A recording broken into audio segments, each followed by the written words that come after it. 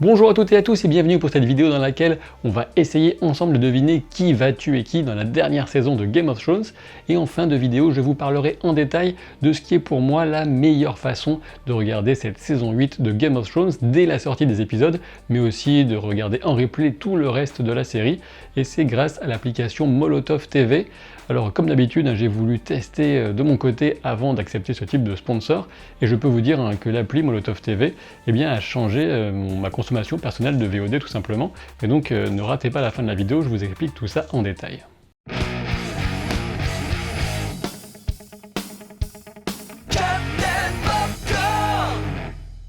Et puis aussi, je voulais vous rassurer, il n'y aura pas de spoiler dans cette vidéo puisque j'ai décidé de ne pas consulter les sources les plus risquées qu'on peut voir traîner dans certains recoins d'internet, sans aucune certitude que ce soit de vrais spoilers, mais bon, j'ai préféré ne pas y toucher pour découvrir en même temps que vous cette saison 8. Du coup, la seule chose que contient cette vidéo, ça va être des suppositions qui peuvent tomber juste éventuellement, dans ce cas désolé, ou qui peuvent être totalement à côté de la plaque, dans ce cas désolé aussi, je suppose. Mais la seule certitude, c'est que cette saison 8 s'annonce très excitante, et même les acteurs, au travers des interviews qu'ils ont pu accorder, nous ont prévenus, ça va faire très très mal. Avec l'avancée de l'armée des morts, il y aura forcément des personnages appréciés qui seront tués dans les affrontements. Du coup, même si je vais surtout parler des morts résultant des combats et des traîtrises entre les humains, impossible de ne pas mentionner le joli boulot que nous prépare le Roi de la Nuit. Et c'est assez simple pour moi, ce sont Vergris, Ed la Douleur et Beric Dondarrion qui courent le plus de risques de tomber face à l'armée des morts, et notamment durant la terrible bataille de Winterfell.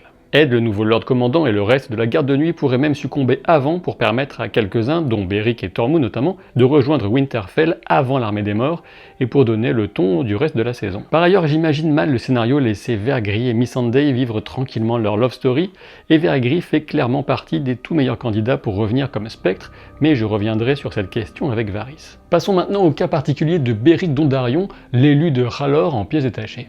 Dans l'idéal, la meilleure mort de Beric surviendrait dans un duel face au Roi de la Nuit, et cette mort pourrait même servir à apporter une précieuse information, par exemple que l'épée enflammée de Beric n'a aucun effet sur le Night King. Concernant Tormund, c'est vrai, on pourrait supposer que lui aussi pourrait y passer, mais comme je continue à le voir comme le seul chef possible pour l'avenir des Sauvageons, je ne lui prévois pas de fin tragique pour cette saison 8. Pour prendre un peu le large, passons maintenant aux Greyjoy qui pourraient joyeusement s'entretuer en famille vers la fin de saison. En effet, j'ai tendance à penser que Theon, ou Théon si vous préférez, pourrait récupérer sa sœur Yara vers le début de saison, alors que la confrontation assez attendue contre Tonton Euron n'interviendrait qu'en épisode 5 ou 6. Et oui, quand on y pense, le sauvetage de Yara serait une parfaite occasion de mettre de l'action dès le premier épisode de la saison par exemple, voire le deuxième, sachant que la chute de la garde de nuit pourrait aussi jouer ce rôle dans le premier. Euron Greyjoy semble destiné à une mort quasiment certaine, à moins qu'il ne finisse enfermé à vie, un fond de cale, après tout pourquoi pas.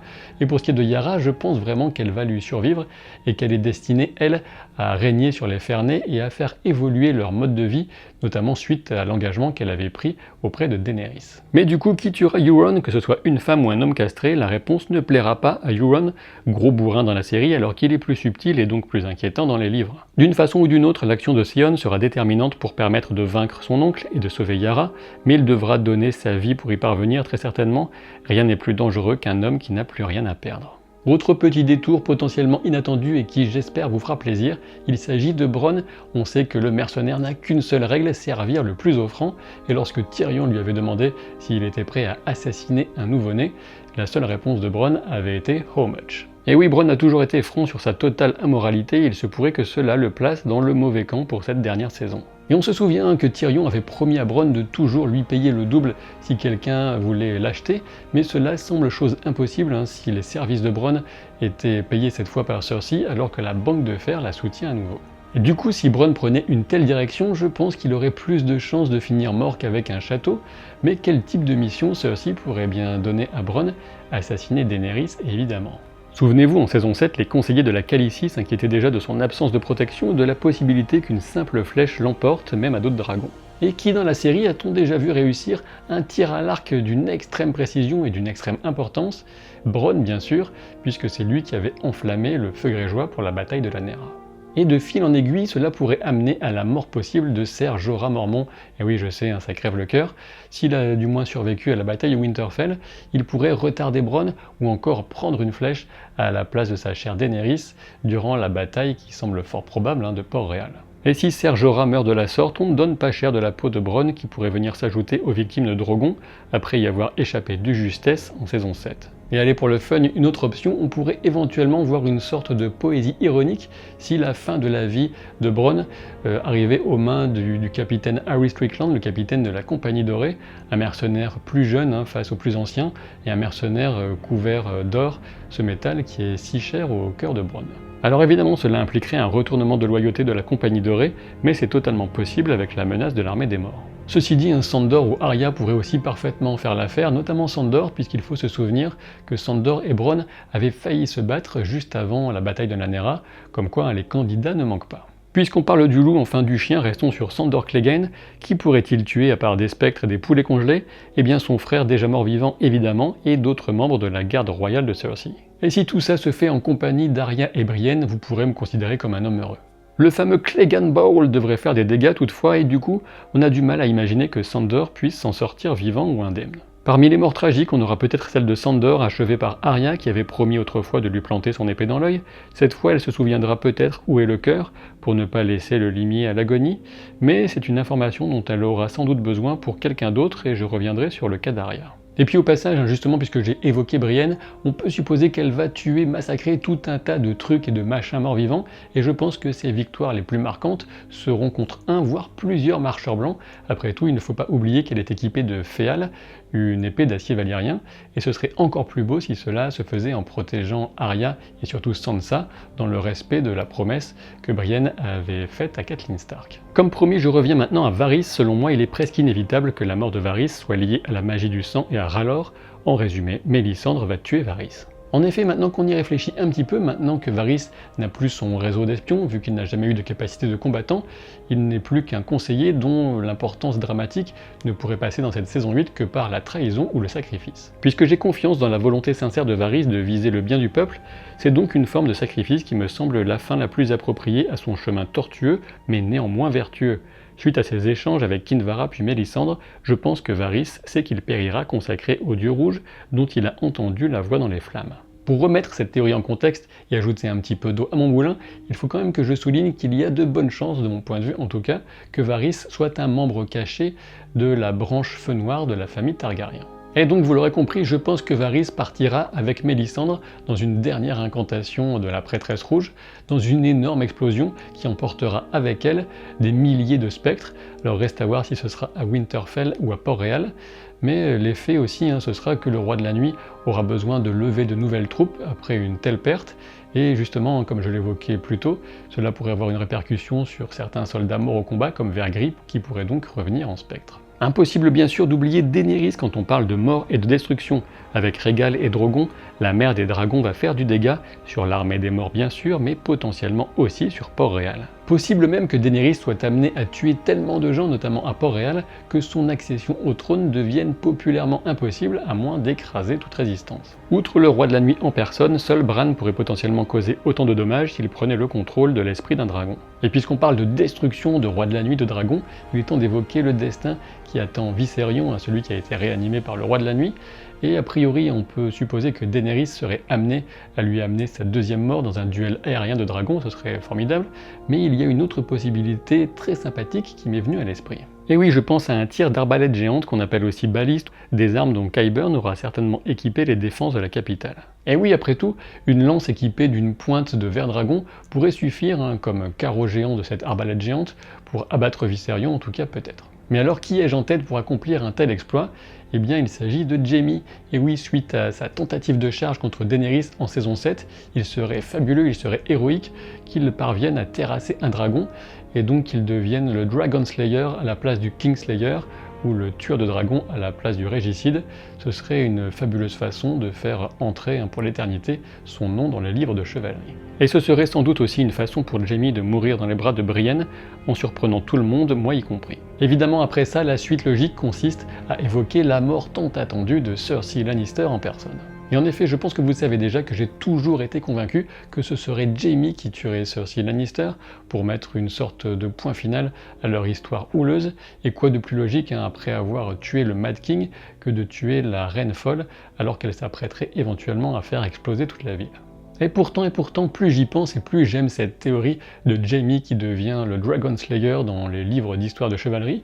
Du coup, si ce n'est pas Jaime, le meilleur candidat ou la meilleure candidate qui reste pour s'occuper de Cersei, c'est évidemment Arya Stark. Et oui, Cersei et la montagne sont les derniers qui font vraiment sens dans la liste d'Arya, avec Ilyn Payne éventuellement, mais je doute qu'on fasse revenir ce personnage rien que pour ça, on évoquera peut-être sa mort hors champ. Si Arya devait tuer Cersei en portant un autre visage, je pense que celui de Qyburn serait le plus efficace, et puis ce serait une façon de faire d'une pierre deux coups en nous laissant comprendre qu'elle a d'abord assassiné le maître défroqué. Quant à la théorie selon laquelle Arya tuerait Cersei en portant le visage de Jaime, je peux vous dire que ça ne me plaît pas du tout, puisque cela sous-entend qu'elle aurait découpé au préalable le visage de Jaime, et ce n'est pas une fin digne du personnage. Plus important quand on parle d'Arya, son coup de dague le plus terrible sera, je pense, réservé à Jon. D'une façon ou d'une autre, je continue de penser que Jon devra subir un rituel pour repousser et prendre la place de l'actuel roi de la nuit. Et qui d'autre que sa sœur adorée Arya pour lui planter une lame dans le cœur en parallèle avec le rituel qui avait vu la création du premier des marcheurs blancs. Rappelez-vous, c'est Jon qui disait à Arya en lui offrant aiguille son épée « frappe d'estoc » ou en VO « stick it with the pointy end ». Alors certes, Jon n'en mourra pas au sens propre, il y perdra juste la vie, une nuance qui ne devrait pas beaucoup diminuer le poids qui pèsera alors sur les épaules d'Arya. Et Daenerys alors, me demanderez-vous? Eh bien je pense qu'elle survivra, et pour ce qui est de savoir si elle parviendra à régner sur ce qui restera de Westeros après toutes ces batailles, c'est une autre histoire, mais j'aurai sans doute l'occasion d'y revenir. Et pour découvrir dans les toutes meilleures conditions possibles cette saison 8 qui s'annonce phénoménale, eh bien je pense avoir trouvé la meilleure façon de regarder Game of Thrones, et même la VOD de manière générale, avec l'application Molotov TV. Même si le diffuseur officiel de Game of Thrones en France reste évidemment OCS, je dois dire que personnellement je n'ai jamais été très convaincu ni par l'interface, ni par la stabilité du lecteur, mais heureusement ces problèmes sont résolus grâce à l'interface de l'appli gratuite Molotov TV. C'est donc à partir de l'interface de Molotov TV qu'il est bien plus intelligent de souscrire un abonnement OCS à 11,99 € par mois pour bénéficier en prime du contenu OCS en haute définition des nombreux avantages que donne l'appli, dont 150 heures d'enregistrement. Et oui, l'un des gros avantages avec Molotov TV, c'est que vous pouvez programmer l'enregistrement de n'importe quel programme dans le cloud pour ensuite le regarder quand ça vous chante, et ça fonctionne bien sûr avec la télé, mais aussi avec Game of Thrones. Et si vous commencez à regarder un épisode sur Molotov TV, par exemple dans les transports sur votre smartphone, et que enfin vous rentrez chez vous, eh bien évidemment vous pourrez reprendre la vidéo sur un autre écran, exactement là où vous l'aviez laissé. L'interface est très intuitive, je ne suis pas franchement un technophile, moi il me faut des trucs simples, et c'est le cas de cette appli, aussi bien pour l'utilisation générale que pour trouver rapidement des contenus intéressants. Là par exemple, j'accède à Game of Thrones, aux différentes saisons, et je peux aussi programmer l'enregistrement du premier épisode, que je pourrais aussi regarder en direct à 3h du matin si je veux. Avec l'abonnement OCS pris en passant par Molotov TV, il y a des tas de séries, notamment des séries HBO comme Westworld ou True Detective, mais aussi The Walking Dead, The Handmaid's Tale et des tas d'autres contenus. Mais en plus, vous ajoutez à tout ça les émissions et les films de 36 chaînes que vous pouvez regarder en contrôlant le direct, en replay ou après avoir programmé un enregistrement. De ce documentaire très pointu sur Arte que vous ne trouvez jamais le temps de regarder, jusqu'à Koh-Lanta en passant par les grands classiques, les films qui sont diffusés régulièrement par toutes les chaînes, on peut dire qu'il y a de quoi faire. Bien évidemment, Molotov TV, ça fonctionne sur smartphone, sur tablette, sur ordinateur, sur smart télé, sachant que de mon côté, j'ai juste branché un Chromecast à ma télé au port HDMI, et c'est pas plus compliqué que ça. Et bien sûr, pour vous faciliter la vie, vous trouverez un lien de téléchargement de l'application directement en description de la vidéo, ainsi que dans le commentaire épinglé. Et voilà, si cette vidéo vous a plu et que vous ne voulez pas vous retrouver ajouter la liste des victimes de la saison 8, et oui, eh bien je vous conseille plutôt de vous abonner à la chaîne si ce n'est pas encore le cas. Et puis si vous êtes fan de Avengers, n'oubliez pas de vous inscrire pour la séance geek, sachant qu'il ne reste plus de place, je pense, pour Avengers Endgame, mais qu'il en reste pour Avengers Infinity War, qui sera diffusé juste avant. Ça se passe au Pâté La Villette, le mardi 23 avril. Vous trouverez les liens en description de la vidéo. Je vous dis à très vite pour de nouvelles aventures. Salut!